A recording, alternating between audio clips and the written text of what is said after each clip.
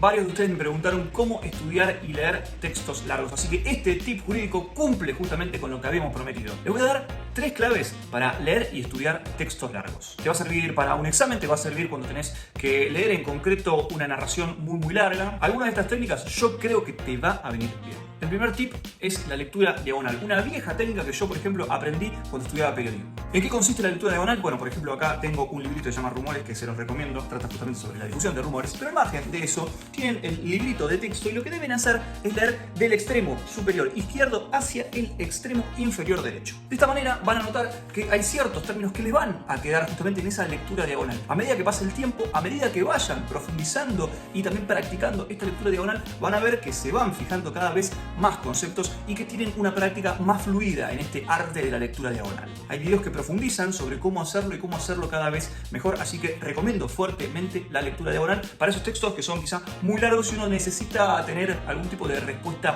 veloz, ¿sí? De incorporar algo de conocimiento en relación a eso. No recomiendo la lectura diagonal para un examen importante en el que tengo que tener un conocimiento cabal de lo que estoy estudiando. Sí, por ejemplo, para la lectura veloz o incluso cuando ya estudié, hacer algún tipo de lectura diagonal, creo que puede servir para refrescar conceptos y fijarlos. En lo personal, el segundo tip, a mí me sirve muchísimo hacer resúmenes escritos con letra manuscrita, con cursiva. Algunos de ustedes dirán, qué anticuado hacer lo que haces. La verdad es que a mí me ha servido durante toda la carrera y todavía aún hoy cuando tengo que hacer alguna exposición me sirve en verdad muchísimo escribir cada uno de los resúmenes sobre las cuestiones que tengo que, por ejemplo, exponer, que tengo que decir o simplemente cuando tengo que organizarme las ideas, escribirlo, la verdad me sirve muchísimo, así que se los recomiendo. Además, después te va a quedar ese resumen, así que para mí está bueno hacer resumen en letra manuscrita y si tienen colorcitos, algún resaltador, alguna diferenciación de letra, también para mí recomendadísimo, fija muchísimo las ideas. Tercer tip para mí también muy importante es identificar a medida que vayan leyendo las palabras clave del texto. Lo puedes segmentar, por ejemplo,